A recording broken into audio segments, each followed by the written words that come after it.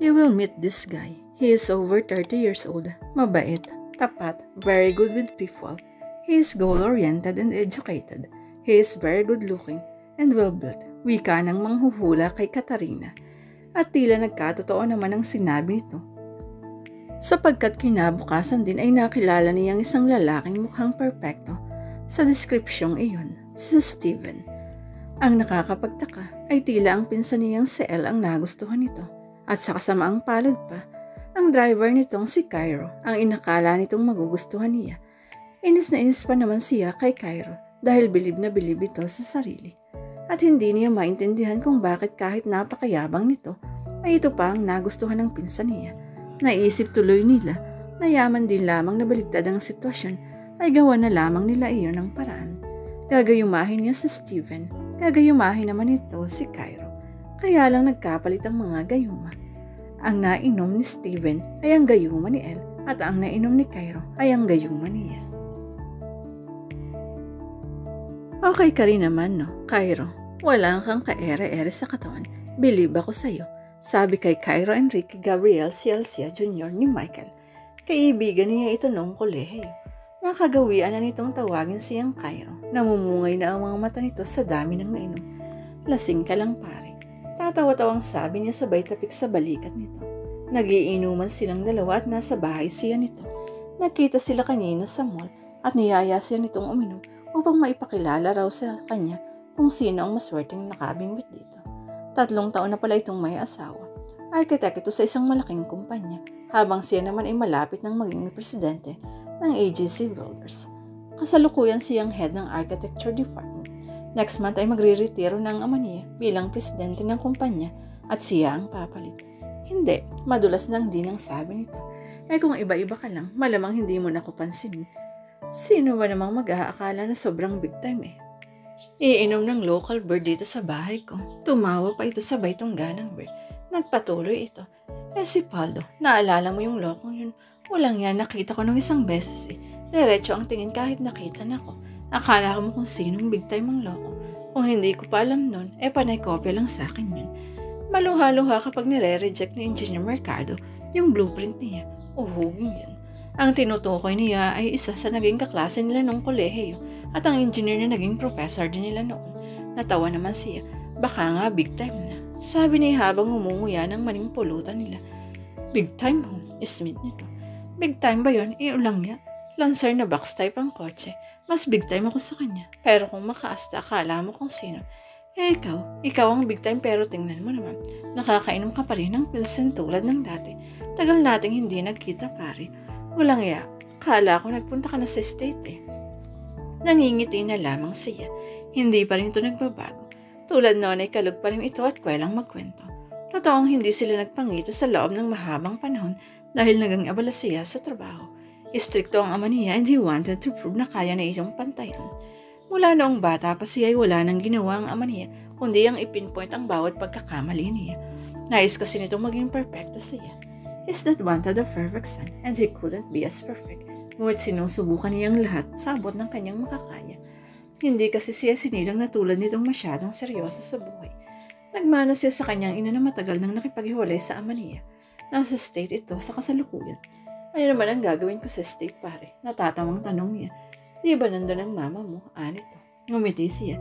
Ikaw lang daw ang pogi rito. Aalis pa ako. Di nabawasan pa ng isa. Pero niya ikinatawa naman ito. Yan ang gusto ko sa'yo. Uubos na ang beer mo pare. Kuha pa ako. Hindi na Mike. Mauna na rin ako. 12:00 na. Baka magalit ng misis mo. Sus, the best ang esme ko pare. Walang problema rin. Naghagis ito ng mani sa era at sinalo ng sariling bibig. Ngunit dahil lasing na, tumama yun sa ilong nito. Nangya pare, lasing na ako Kakamot-kamot sa ulong sabi nito sa bitaw. Sige na pare, sa sunod na lang. Tawagan mo lang ako anytime. Paalam na niya rito. Sige. Pasipol-sipol pa si Cairo habang sinususian ang pintuan ng kanilang bahay. Where have you been? Nagulat pa siya nang makita ang kanyang ama. Si Salas, Dad, gising pa kayo. I need to tell you something. Formal nitong sad. His father had always been like that. Masyado itong formal at like siya isang estudyante nito kapag kinakausap. Ngunit sanay na siya. Naupo siya sa tapat nito at naghintay ng sasabihin ito. Alam mo naman siguro na plano ko na noon pa ang mag-merge sa Herculean Builders. Yes, Dad. He would have preferred to call his father. Sir, para kasing mas akmai yun. And the merging is going to take place with your help. You will marry Tiffany Suarez. Ang tinutukoy nito ay ang anak ng presidente ng Herculean Builders. Kilala niyang babae. Makailang beses na niya itong nakita at sa tuwing nakikita niya ito ay panay ang pag-flirt nito sa kanya. Excuse me, hindi makapaniwala ang reaksyon niya. You'll marry her. We will set everything up para next month after I retire. You'll be very well ready. May utos iyon kaysa ano pa man. With all due respect, Dad, I can't do that. Tangging niya. You will do it kung ayaw mo mawala ng mana.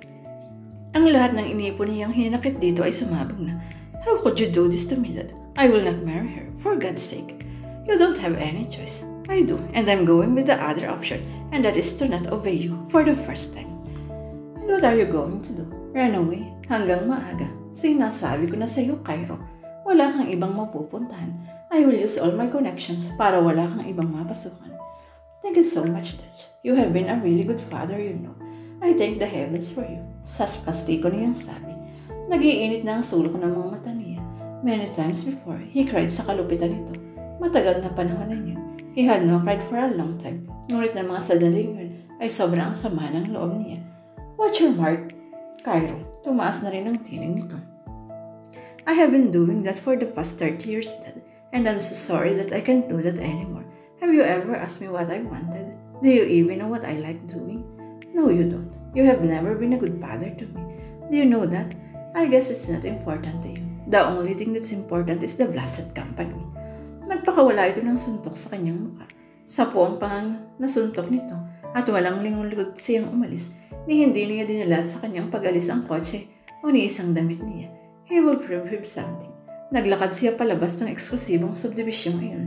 Pumaras siya ng jeep at nagtungo sa kaibigan niyang si Ralph. As in magaling talaga. Bulalas ng kaibigan ni Katarina na si Rita habang nasa loob sila ng taxi papunta sa Herbs and Spell, isang occult shop na kahapon pa nito'y binibida sa kanya.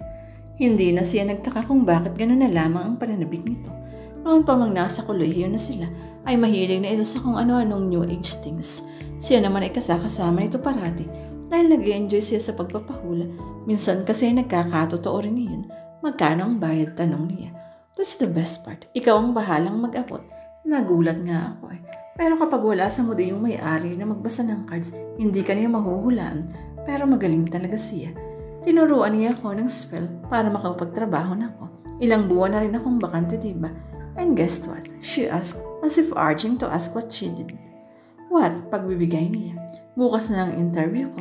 And remember how I've always wanted a job that will not demand my early hours in the morning dahil insomniac ako. Well, parang ganun na nga dahil I will be an artist sa Minty Incorporated kapag natanggap ako. Isa kasi itong artist na masukan ito sa McDonald's before bilang manager. Ngunit hindi nito gusto ang trabaho dahil ang puso nito ay nasa pagguhit. Nag-resign ito at ilang buwang naging bum.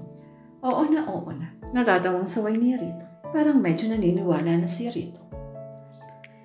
Hindi naman nagtagal ay nakapasok na sila sa shop. Maliit lamang iyon at amoy insenso. Punong-puno ang lugar ng lahat ng New Age na bagay. Mula kandila, amulets hanggang sa mga libro ukol sa witchcraft at herbs na mula niya ay ginagamit sa spells. Nanunot sa ilong niya ang magkakahalong amoy ng insenso at herbs at bigla ay tila siya kinilabutan. Huwag na lang kaya, Rita, sabi niya. Ano ka ba? Nandito na tayo, no? Dali, bumili muna tayo ng kahit ano. Saka tayong magtanong kung pwede magpa-reading. Napilitan siyang tumingin-tingin. Nakaagaw sa atensyon niya ang powdered incense. Nakalagay kasi yun sa magandang lalagyang porcelana. Inilapit niya yun sa kanyang ilong at halos mabitiwan niya yun nang makasirinig siya ng boses. That's sandalwood incense. One of my favorites. It is commonly used in any ritual. Kagad siyang napalingon sa kanyang likuran. Isang babayang naroon. Yes, ear na ear ang dating ng lugar. Ngunit, pagya pa rin siyang nagulat sa suot nito. Nakashift itong white shirt na ganun ding kulay na napapatungan ng clock na pula at sa baywang nito ay may nakataling cord.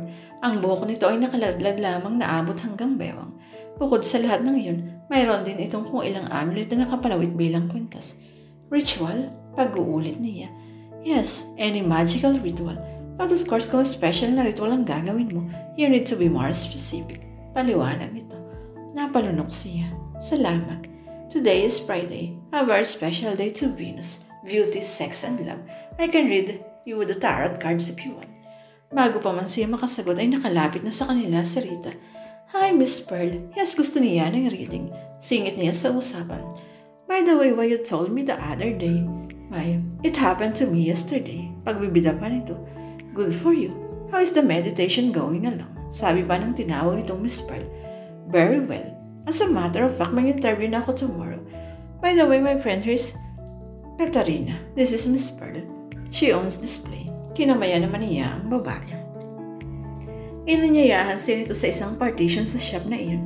Maliwala sa lugar at sa isang panig ng dingding ay may nakasabi na telang nabubordahan ng caduceus, isang simbolo ng doktor na dalawang ahas na naka-intertwine sa isang pakpak na may fold.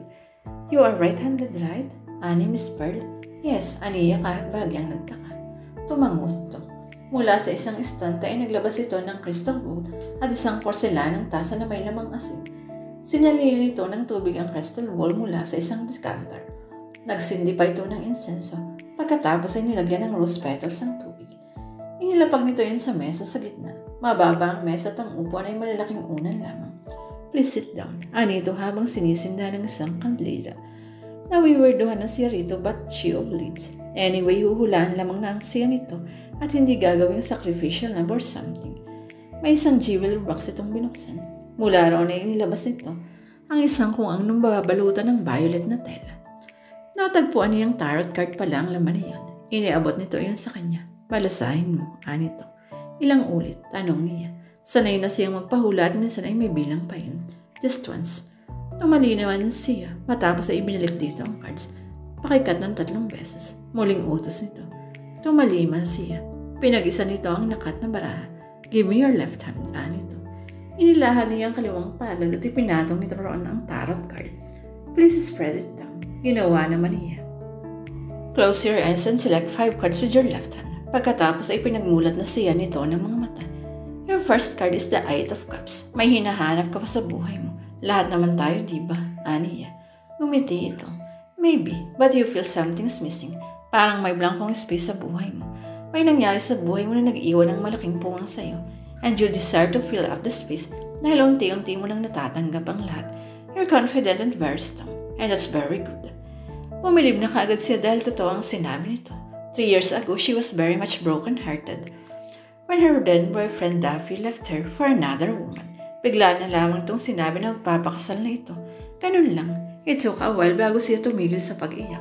Tinapakan ito ang ego niya because he left her just like that. Si Daffy ang nag-iwan ng malaking puwang sa buhay niya. And she might have ended in a lonely bin kung hindi siya matapang. For she loved Daffy so much. Yes, pag-amin niya. Pinagtuunan naman ito ng pansin ng sumunod na baraha. Oh, the Wheel of Fortune. May magbabago sa buhay mo. And I think this is very good because you want change. You need to be flexible. May darating na pagbabago sa buhay mo.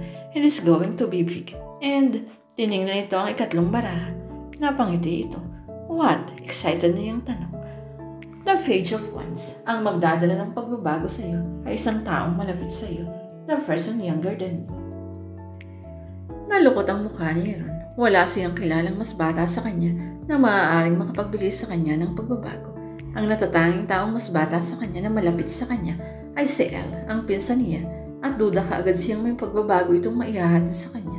Masyado itong childish at kikay sa gulang na 21. And oh, the King of Wands. Excited na sabi ni Miss Pearl. Kinabahan tuloy siyang bigla. You will meet this guy. Someone close to you, younger than you, yung sinabi ko kanina, will lead you to this man.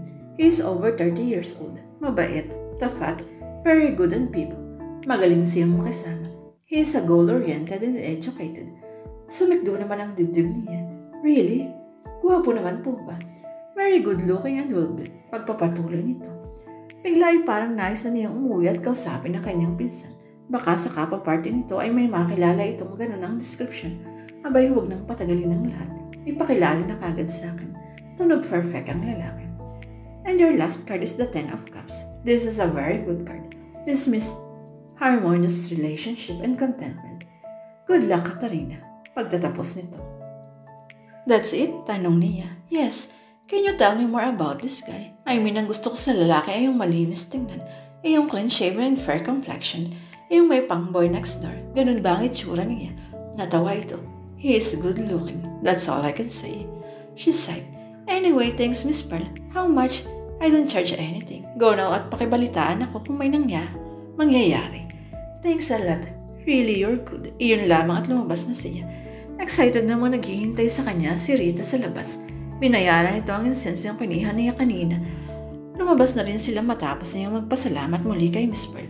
So what did she say? At nausisa ng kanyang kaibigan sa kanya. That I would meet this really good-looking guy. I can almost imagine him, Rita. Tall, fair, handsome, mabango, baby face. Hi, panggagaya nito. Saka sila nagkatawan. Tawag ni Katarina dito pagka-uwi niya ng hapong iyon. Galing siya sa restaurant ang pinagtatrabahuan bilang food and beverage manager. Nasa iisang compound lamang sila nang tinitirahan ng kanyang pinsan. Nasa likuran ng bahay nila at nasa unahan naman ang bahay ng tiya niya na ina ni Elle. Nagangat ito ng mukha mula sa pag-nail file ng kuko. Anech, tanong nito. May kakilala ka bang lalaking about 30 years old? Guwapo, well-built, mabait, honest, magaling makisama. Ano pa ba? Saka educated, saka goal-oriented. Meron, kaya lang nasa ibang bansa siya eh. Meron talaga. Kailan babalik? Ewan, nasa Gotham City siya eh. Puisit, ingos niya rito. Ang ayos ng tanong ko. Ang sarap mong kausap. Alam mo ba yun? Sarkastikong dagdag pa niya. Natawa ito. Ang labo mo eh. Darating kang bigla rito tapos kung magtanong ka para bang may alam akong factory ng perfectong nilalang. Kung may kakilala akong ganun, bakit ko pa ipapakilala sa'yo? Akin na yun. Inignora niya ang sinabi nito. After all, narito ang susi ng lahat. Malakas ang kutob niyang totoo ang prediction ni Miss Pearl. Bakit naman siya nito bobolahin gayong hindi naman ito binayaran? Kailan ba ang lakad mo? Baka may party kang aatendan. Sama mo naman ako. Himala, ikaw sasama sa akin. Eksahirado nitong pinalaki ang mga mata. Hindi kasi siya mahilig sumama rito. Kasi naman ay mas matanda si Rito ng 5 taon. 26 na siya. Ang mga kaibigan nito ay panay-kaedad lamang ito. Teka, di ba sabi mo yung si End? Tukoy niya sa mga kaibigan ito. May older brother na pogi, sa kasamaang palad. Anong ibig mong sabihin? Sana naging babae na lang siya. Sayang, he came out of the closet last month. Matanglay nitong sabi na tila ba namatayan. Ganun ba? Nanamlay na rin siya. Bakit nga ba niya siseryosohin ang ulan? Ngayon na ba siya kadesperadang palitan si Daffy? May binabigyan lang siya ng kung ano, uri ng energy sa hulang yun. After all 3 years na siyang unattached, and just naghahanap siya ng companionship and serious relationship sa isang lalaki. After all, nasa tamang edad na siya para mag-asawa. She was silently longing to be pampered by a man again. She was silently yearning for a guy na tulad ng binanggit ni Miss Pearl. Pero naisip din niyang perpektong lalaki ang inilirawan ni Miss Pearl at batig niyang walang perpektong lalaki. Damn fortune telling, sambit niya. Kaya naman pala, nagpahula ka. Tumawa lang malakas si Ella. Asus, manang ka na talaga pinsan. Nagpapahula ka na ngayon. Pang thunder lang yun, Neng. Kantsaw pa nito sa kanya. Ang ibig sabihin ng thunder ay matanda. Shut up. Don't tell me ikaw hindi pa nagpahula kahit minsan. Isang beses lang. Hindi pa nagkakatotoo. Hoy, pero alam mo, may kilala si End. Gumagawa raw ng love potions. Effective daw. She said, saka ito tinalikuran. Tuloy-tuloy na siya sa bahay nila. Alauna ng hapon kalimitang pumapasok si Katarina sa trabaho. Hanggang alas 8 lamang siya roon most of the time. Minsan nga ay mas maaga pa. Maaari din siyang hindi pumasok kung nais niya as long as nagagawa niya ang monthly duties niya na nare-range mula sa pagkakonkak ng bagong drink hanggang sa paggawa ng bagong menu. Pero dedicated siya trabaho kaya araw-araw pa niya nagtutungo siya sa restaurant kung wala rin naman siyang gagawin. Ang kanyang ama isang seaman at 1 taon ng magre-retiro habang ang ina naman niya ay namamahala ng furniture shop nila. Isa lamang talaga ang kulang sa buhay niya at ay ayon ang kanyang love life. Nang araw na iyon habang nilalaro ni Daffy Jr. ang asong pag naregalo sa kanya ng dating nobyo, ay nilapitan siya ni Elle. Umiiyak ito ang mas tamang sabing tumatagoy. My goodness, anong nangyari? Kinakabahang tanong niya rito. Humugot muna ito ng napakalalim na hininga, saka humagulhol ng mas malakas. O Diyos ko, sinong namatay? Tanong niya. Muli itong humagulhol ng mas malakas pa. Kinabahan na siyang talaga. Si Mama. Napaiyak na rin siya. Nasaan si Tita? My God, tatakbo siya patungo sa bahay naman ito. nang pigilan siya nito sa braso. Nagtatakang napatingin siya rito. Hindi si Kadeda. Maarte pa rin sabi nito kahit basang-basa na ng luha ang mga pisngi. Ani mo nalaglag ang mga panga niya. Nainis siyang bigla rito. Parang nais niya itong sabunutan. Pwede ba, El, magsalita ka muna bago ka umiyak ng graba yan? Saway niya rito. Si Mama, dilibdiban nito ang sarili. Siya naman ang inis na pinunasan ng t-shirt ang luha sa mga mata. Bisit na siya rito. Akala pa naman niya kung ano na ang nangyari. Sisigok-sigok na nagpatuloy ito. Hindi na niya ako papayagang lumabas sa gabi. Muli itong pumalaho. Anak ng sikato na village. Yun lang. Napapalatak siya. Akala ko kung ano na. Ikaw ngang babae ka ha. Hihimatayin ako sa'yo. Akala ko kung ano na ang nangyari. Akala ko guguho na ang mundo. Shit, pagtatalak niya. Hindi yun lang. Tumaas na rin ang tinig nito. Mawawalan ako ng buhay. Mamamatay ako. Talo lahat ng soap operas na sabi nito habang patuloy na dinidibdiban ng sarili. Pwede ba, El? Rinding ako sa'yo. Itulog mo yan, mabuti pa. Suhestyon niya rito.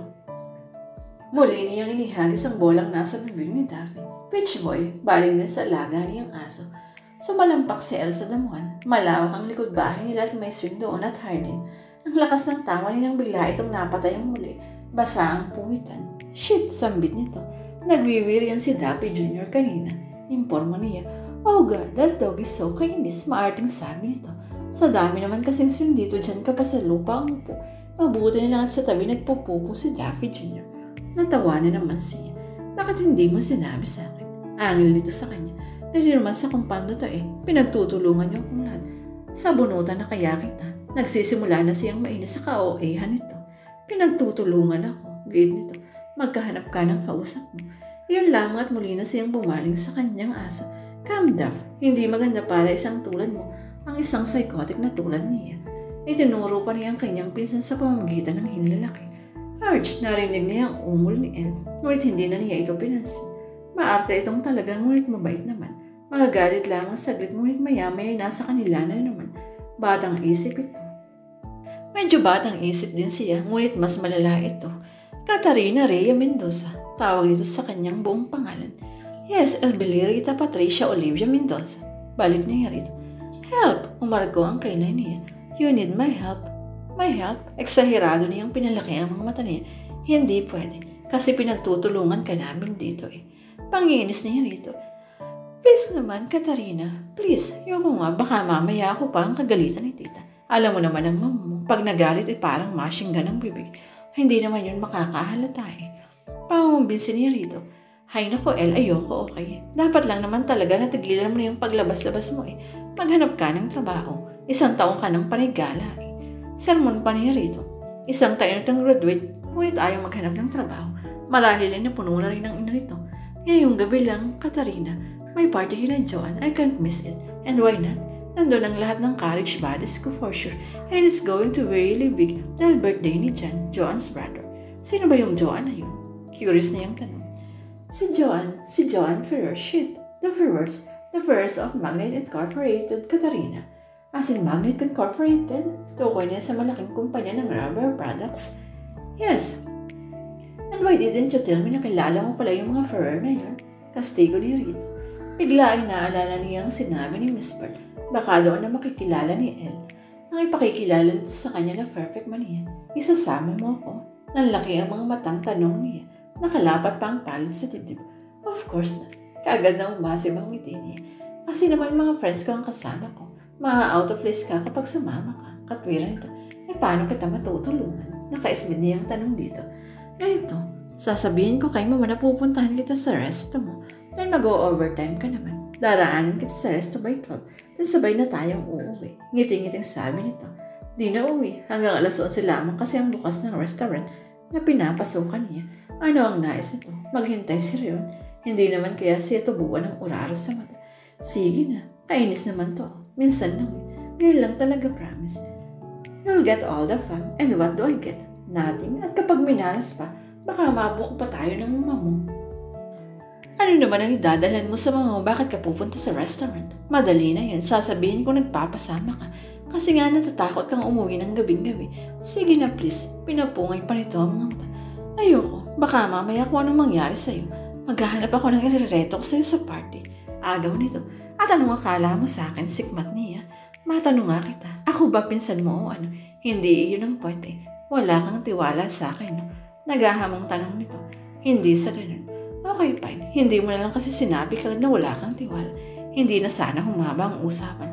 Sige, salamat na lang. Halatang puno ng hinanakit nitong sabi. Saka tumalikod na. Kahit naman paano ay nakonsensya siya. Tinawag niya itong titinaas lamang nito ang palad na tila sinasabing hindi na bala. Ayaw mo talaga, aniya. Sa sinabi niya ay kagad ito naman. Payag ka na. Ano pa nga ba? Thank you. Niyapos pa siya nito.